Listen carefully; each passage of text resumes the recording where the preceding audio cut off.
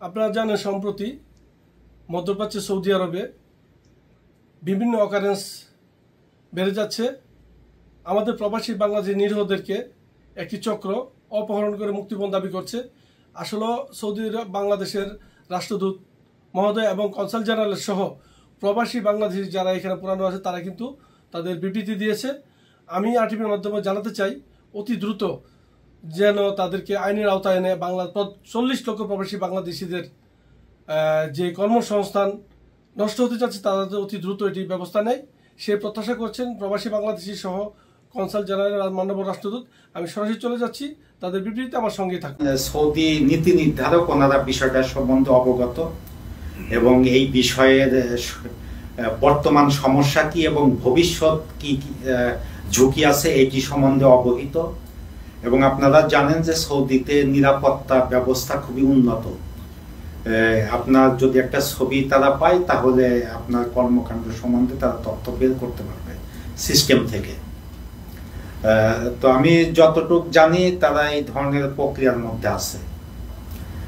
কিছু ধরপাকড় অলরেডি শুরু হয়েছে এবং সামনে হয়তো এটা খুব ব্যাপকভাবে বাড়বে। এবং আমরা জানি যে অনেকেই মনে করছেন যে আপনাদেরকে মানুষ বাইরে থেকে ভদ্র মানুষ মনে করে, কিন্তু আপনারা কি করেন সেটা লোকজন জানে আর কি। বিশেষ করে আপনার সৌদি নিরাপত্তা দায়িত্বে যারা আছেন ওনাদের কাছে তথ্য আছে, ওনারা এগুলো বিচার বিশ্লেষণ করে অচিরেই অ্যাকশনে যাবে। তো আমি আপনাদের মাধ্যমে আমাদের কমিউনিটির সবাইকে আহ্বান জানাবো যেখান থেকে সরে আসেন, মানে এটা করে আর খুব বেশি দিন মানে গেট আওয়ে হওয়া যাবে না। আপনারা তো অনেকেই কল্পনা করছেন যে আমি খুব গোপনে করি, কেউ তো জানে না, বা আমি পিছনে আছি, আমি তো শুধু ওই ইয়াকে কিডন্যাপারকে ছাড়াই নিয়ে আসি বা আমি তাকে আইনি সহযোগিতা দেই, আমার তো সরাসরি সম্পৃক্ততা নাই। কিন্তু বিষয়টা ঠিক না, মানে ওই লিঙ্ক সবই খোঁজা হচ্ছে এবং আমি নিশ্চিত তথ্যের ভিত্তিতে আপনাদের এটা বলছি এবং আশা করি আমাদের মিনিস্টার যেটা বললেন যে খুব তাড়াতাড়ি হয়তো এই বিষয়টা নিয়ন্ত্রণে চলে আসবে। অনেকে অবগত আছেন, আমি আমার গত সপ্তাহের বক্তব্যে এটা উল্লেখ করেছিলাম যে বাংলাদেশিদের অপহরণ করছে, তাদের থেকে মুক্তিপণ নিচ্ছে, চাঁদা নিচ্ছে, নানান রকম ক্রাইমের সাথে জড়িত। তো আমরা সরকারের পক্ষ থেকে, দূতাবাস এবং কনসুলেটের পক্ষ থেকে জিনিসটি সৌদি সরকারকে জানিয়েছি যাতে এটা কন্ট্রোল করে, তারা যাতে বিশেষ ব্যবস্থা নেয় যাতে এই ক্রাইমগুলি কন্ট্রোল করা যায়। আমাদের এই প্রচেষ্টা যেমন অব্যাহত রয়েছে, ঠিক একইভাবে আপনাদের যারা প্রবাসী যারা আছেন তাদের মধ্যে এই জিনিসটা একটু সচেতনতা সৃষ্টি করা দরকার, যাতে সতর্কভাবে থাকে, কারোর সাথে ঝগড়া বিবাদে লিপ্ত না হয়, বা এ ধরনের কোনো যদি ঘটনা, অনাকাঙ্ক্ষিত ঘটনা ঘটে সেটি যেন দ্রুত দূতাবাসকে বা আমাদেরকে ইমেলের মাধ্যমে বা যে কোনো ভাবে আমাদেরকে জানায়, তাহলে আমরা কিন্তু সংশ্লিষ্ট সরকারি কর্তৃপক্ষকে সেটা অবহিত করতে পারবো আইনগত ব্যবস্থা গ্রহণ করার জন্য। মানে এখানে একটি কথা না বললেই নয়, যেমন আমাদের সুনাম রয়েছে তেমন আমাদের কতগুলি নেগেটিভ দিকও রয়েছে, যে আমরা হয়তো একে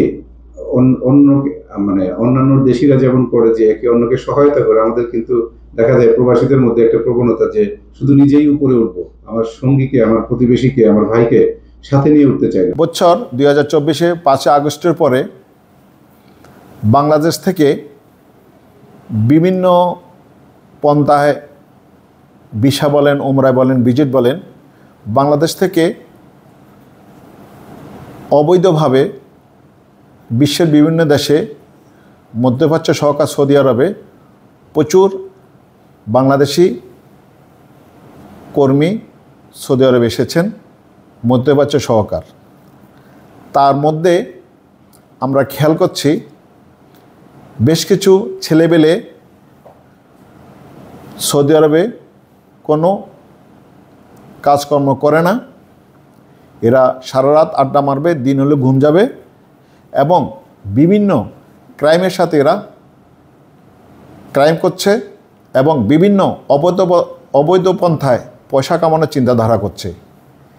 এটাতে আমাদের বাংলাদেশিদের নাম ক্ষুণ্ণ হচ্ছে এবং দেশের ভাবমূর্তি নষ্ট হচ্ছে এবং আমাদের রেমিডেন্সের জন্য এটা একটা আঘাত আনছে। আমি মনে করি সৌদি আরবে 40 লক্ষ প্রবাসী আছে, তার মধ্যে পুরো সৌদি আরবে এরকম যেগুলো যারা ক্রাইম করে, যারা অবৈধ পন্থা কাজ করে, এরা 40 জনও নাই, হাতে গোনা 40 থেকে 50 জন।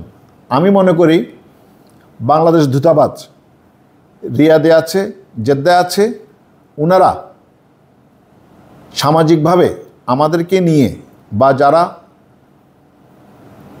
সৌদি আরবে বিগত 40 বছর 30 বছর যারা আছে, যাদের অভিজ্ঞতা আছে, আমাদেরকে নিয়ে যদি বসে এই 40 জন থেকে 50 জন যারা অবৈধ পন্থায় বাংলাদেশিদের নাম খারাপ করছে, ইনাদেরকে কিভাবে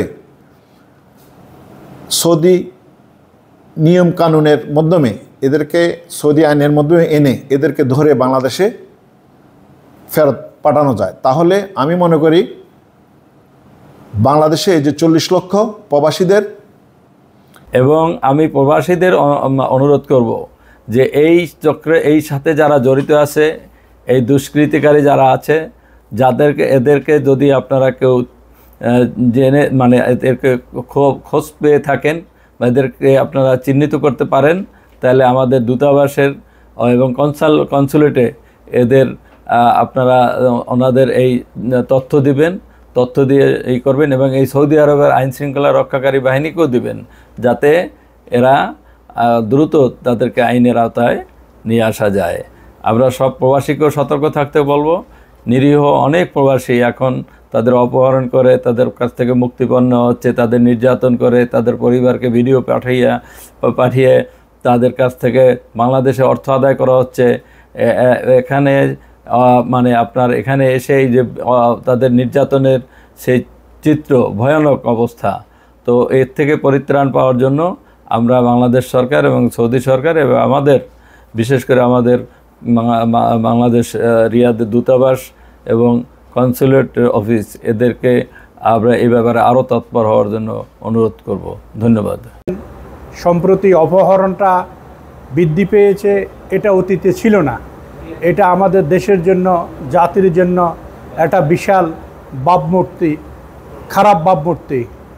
এবং আপনারা জানেন অতীতে বিভিন্ন সময়ে বিভিন্ন কারণে আমাদের বাংলাদেশি প্রবাসীরা সৌদি আরবে বিভিন্ন তাদের নেতিবাচক কর্মকাণ্ডের কারণে ভিসা স্থগিত ছিল, ভিসা বন্ধ ছিল। আমি আশঙ্কা করতেছি যে সকল কর্মকাণ্ডগুলো এখন পরিচালিত হচ্ছে বাংলাদেশি নামধারীদের দ্বারা, অতীতে আমাদের ভিসা হয়তো আবার বন্ধ হয়ে যেতে পারে। আমরা আগামীতে একটা সংকটের মধ্যে, আমাদের এত বড় রেমিটেন্সের বাজার, সারা পৃথিবীর সর্বশ্রেষ্ঠ এবং সর্বোচ্চ রেমিটেন্স সৌদি আরব থেকে আমরা প্রেরণ করে থাকি। এখন সৌদি আরবে যদি এই সকল অনৈতিক কাজকর্ম, অপহরণ, ধর্ষণ সহ এই সকল কর্মকাণ্ডগুলো যদি বাংলাদেশিরা করে থাকে, তাহলে অচিরেই আমাদের ভাবমূর্তি ক্ষুণ্ণ হবে। সেটি নেই, তারাই এই সমস্ত অপকর্মগুলিতে জড়াই গেছে। আমার মনে হয় এ ব্যাপারে আমাদের সরকারের সোচ্চার হওয়া প্রয়োজন, সতর্ক হওয়া প্রয়োজন। সেই সাথে আমাদের এখানে যে সমস্ত সোশ্যাল অর্গানাইজেশনগুলি আছে, আমাদের কমিউনিটির নানা ধরনের সংগঠন আছে, সেই সাথে আমাদের মাননীয় রাষ্ট্রদূত মহোদয় সাহেব আছেন, মাননীয় কনসাল জেনারেল সাহেব আছেন, দুইটা প্রতিষ্ঠান তো আমাদের আছে। তো রক্ষা করার জন্য সবাইকে এই ব্যাপারে সোচ্চার হওয়া উচিত। আমার মনে হয় আমাদের এই ব্যাপারে সরকারি উদ্যোগে আমাদের বসা উচিত এবং এগুলি রোধ করার জন্য সরকারের একদম শক্ত পদক্ষেপ নেওয়া উচিত। যে সমস্ত ছেলেদের কারণে এই যে ছিনতাই, রাহাজানির মতো নিউজ আসবে কেন? কারণ এখানে মাল্টি ন্যাশনাল লোক আমরা একসাথে কাজ করি, and it's a very shame. কারণ আমার কলিগ আমি জিজ্ঞেস করে, what happen to Bangladeshi, why is everyday going 500-400 people. বিসমিল্লাহির রহমানির রহিম। সৌদি বাংলা ইনভেস্টার অ্যাসোসিয়েশনের পক্ষ থেকে আমি আজকে একটি তীব্র নিন্দা জানাই।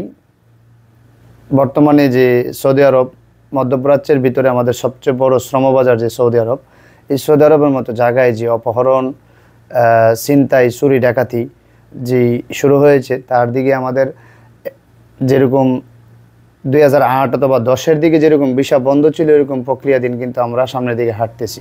তো এইটা যদি আমাদের সৌদি আরব এম্বাসি এবং জেদ্দা কনসুলেট তারা যদি এটা তদারকিতে না রাখে বা তাদেরকে শক্ত হাতে দমন না করে, তাহলে কিন্তু আগামী দিনে আমাদের দেশের জনশক্তি রপ্তানিতে যেরকম একটা প্রভাব পড়বে, জনশক্তি রপ্তানিতে প্রভাব পড়লে কিন্তু আমাদের দেশের রেমিটেন্সের উপর একটি ধস নামবে। যেমন আমাদের দেশ বেশিরভাগ প্রবাসী রেমিটেন্সের উপরে নির্ভরশীল। তাই আমি বলবো বাংলাদেশ সরকারকে, সৌদি বাংলা ইনভেস্টর অ্যাসোসিয়েশনের পক্ষ থেকে, আমি সৌদি বাংলা ইনভেস্টর অ্যাসোসিয়েশনের সদস্য সচিব হিসাবে আমি বলবো, যদি আপনাদের কোনো আমাদের সহযোগিতা লাগে, আমরা আপনাদেরকে তথ্য এবং অপাত্য দিয়ে যারা এই দেশে অপকর্মের সাথে জড়িত তাদেরকে আমরা চিহ্নিত করে আপনাদেরকে যতটুকু সহযোগিতা করব। আপনারা অতি দ্রুত আমাদের বাংলাদেশের এই সুনামটুকু নষ্ট না করে আপনার ইলেকট্রনিক মিডিয়া সবাইকে, এই সম্প্রতি রিয়াদে যে অপহরণ করতে যাচ্ছে বাংলাদেশিরা, তারা যাতে, আমি অনুরোধ জানাচ্ছি বাংলাদেশ সরকার এবং সৌদি সরকারকে, যাতে বাংলাদেশি যারা এই অপহরণের সাথে লিপ্ত আছেন তাদেরকে অতি শীঘ্রই তাদেরকে গ্রেপ্তার করে আইনের আওতায় আনা হোক, এবং যাতে আগামীতে। জি প্রিয় দর্শক, আপনারা শুনতে পেরেছেন মাননীয় রাষ্ট্রদূত, মাননীয় কনসাল জেনারেল সহ ইনভেস্টর অ্যাসোসিয়েশন, রাজনীতিবিদ সহ সবাই কিন্তু দাবি করেছেন অতি দ্রুত আইনের আওতায় এনে যারা এখানে অকারেন্স করে তাদের শাস্তির ব্যবস্থা করতে। হানিফ সরকার, উজ্জ্বল, RTV, জেদ্দা, সৌদি আরব। তারা কিন্তু অনেক সুনামের সাথে প্রবাসে কাজ করে থাকে। এর কারণ হচ্ছে তারা অনেক নম্র, ভদ্র, বিনয়ী। তারপরে অনেক দেশের লোকজন দেখবেন যে তারা বিকালবেলা অফিসে আসার পরে ফোনে পাওয়া যায় না তাদেরকে। অনেকেই আছে নানান রকম, আপনারা কিন্তু প্রত্যেকেই এক একজন রাষ্ট্রদূত। আপনাদের আচরণ, আপনাদের ব্যবহার, আপনাদের যে কাজকর্ম, এটা দেখেই কিন্তু একজন বিদেশি মনে করবে যে এরাই হচ্ছে বাংলাদেশ, এটাই হচ্ছে বাংলাদেশি, তাই না? তো আমরা আশা করব আপনারা যেভাবে বাংলাদেশের সুনামকে অক্ষুণ্ণ রেখেছেন, ভবিষ্যতে আরো ভালোভাবে সেটাকে নতুন উচ্চতায় নিয়ে যাবেন।